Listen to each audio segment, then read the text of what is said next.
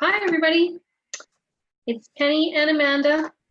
Are you looking forward to the holidays this year, or are you dealing with a little bit of holiday stress? Getting to be that time of the year where we start thinking about, some of us start thinking about gifting and celebrating the holidays if you're a family that celebrates with our children, teens and tweens. So today Amanda's going to talk a little bit about tackling things like equal versus fair, and how you might talk to your children about those concepts when it comes to gift giving. So I will pass it over to Amanda. For sure. Thanks, Penny. It's nice to have you back too. So fair versus equal, it's a conversation that I think we all do going through the stages of development and the different ages with our kids. It all means something a little bit different every stage they're in. But I wanted to touch base just on the definitions of them and then give a couple quick tips just about the gift giving potential crisis that you could be having in your house. So fairness is everyone gets what they need or deserve, I guess, if we want to continue that on a little bit. So they're getting what they need. You know, my 20-year-old needs very different things than my 12-year-old at this point when it comes to things. So taking those considerations into factor, that's fairness. And then equal means everyone's getting the same regardless of who they are. So just as a funny example, I bet you my 16-year-old teenage boy probably wouldn't appreciate the girl's deodorant, right? And so I'm not buying all 4 of them, although they all get deodorant now. They're different kinds too, all of them. So I'm not treating them equally when it comes to that. So those are the definitions of fairness and equal, and something I would suggest as a reminder, not only to ourselves, but to our kids. Put those on the fridge, put it on a wall if you have a reminder board or whatever, just those definitions. And I'm going to be starting up a section on our www.fcss.ca website on different resources that you can use in your house. So that will be on there shortly, those definitions.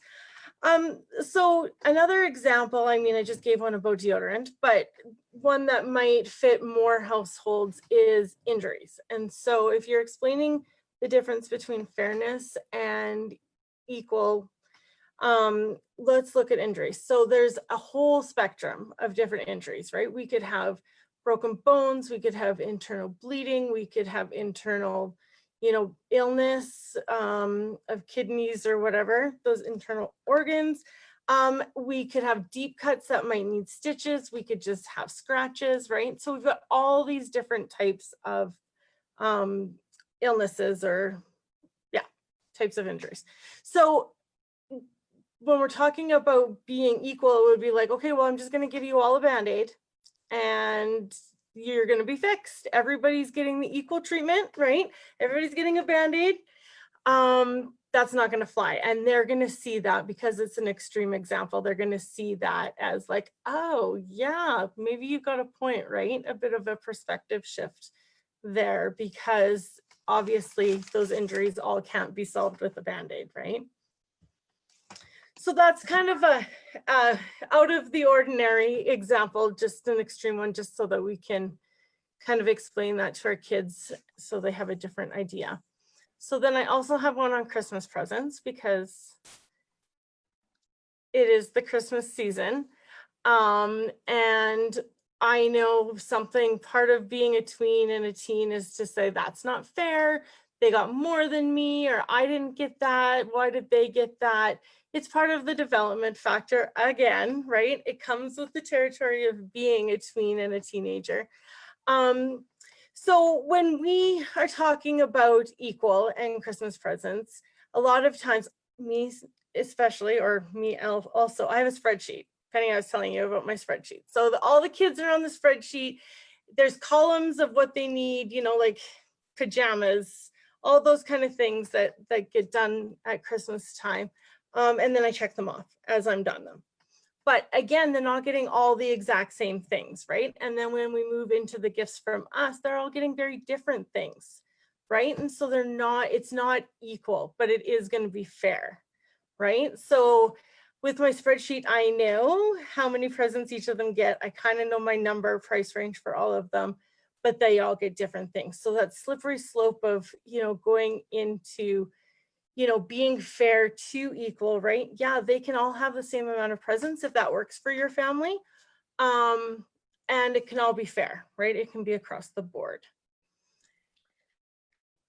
And I might add a little bit of, just throw a little bit in here of that often the feelings around gifts and fairness isn't really about the gift. It's about the expectation that we've as a society built into gift giving, right? So that's a big concept, but the idea that no matter what you give them, something else might look better to them. So having realistic expectations of what to expect on Christmas morning of yourself and your kiddos, so that you don't get caught in that disappointed, you're ungrateful kind of cycle, right? That my sister and I joke about.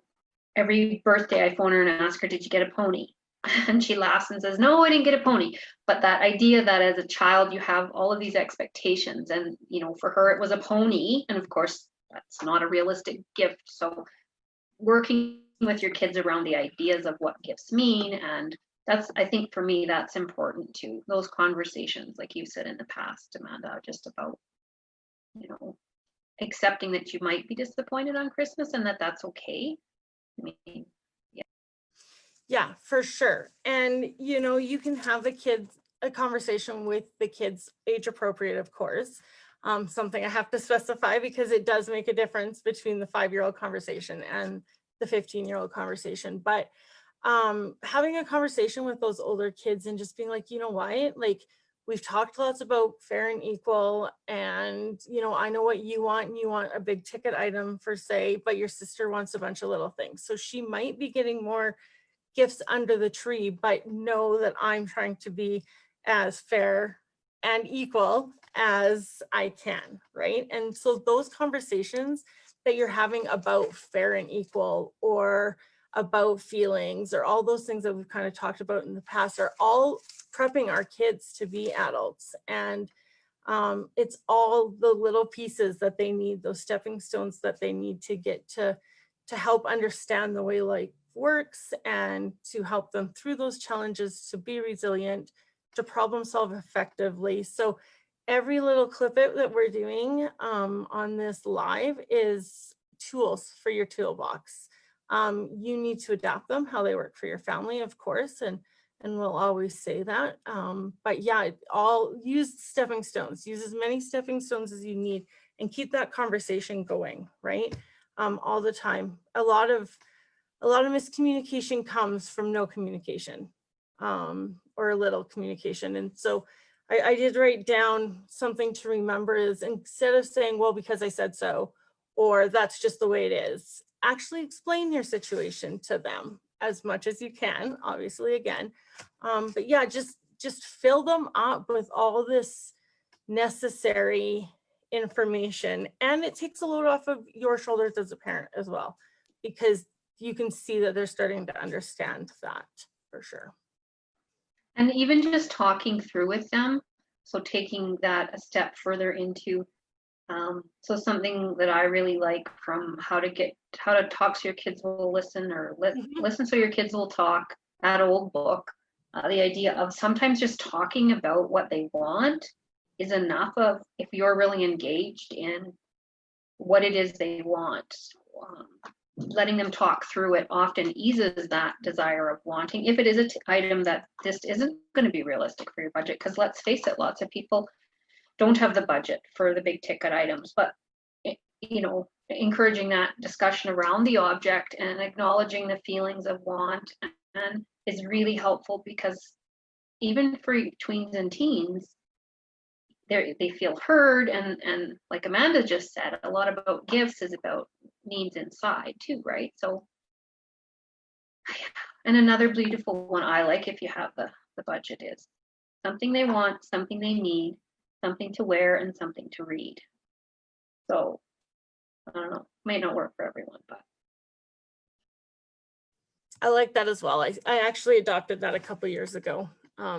As they were all kind of getting older and it was harder to buy for them, then I specified. So yeah, that's all I'm gonna say about equal and fair at this point. But know that as December continues, we're still gonna be doing this week by week, and something that we're gonna talk about, some things we're gonna talk about over the next couple weeks are needs and wants, as well as that parent guilt that we hold on to around Christmas time. And now, especially with our older kids, our tweens and teens being at home from school longer than we expected, I think a lot of that is going to start coming out. So hopefully we can, again, give you just a couple tips to help with that. All right, well, thank you, Amanda. So Facebook peeps, this was recorded. So if you have any good ideas about gift giving, fair versus equal, feel free to post them in the comments. And like Amanda said, this month we'll focus on different stressors around the holidays and different tools you can have in your tool belt to help you sort of navigate this Christmas, which is going to be very different for a lot of people with the new restrictions. So in the meantime, enjoy this beautiful sunny day, and we will catch you next Tuesday at 1.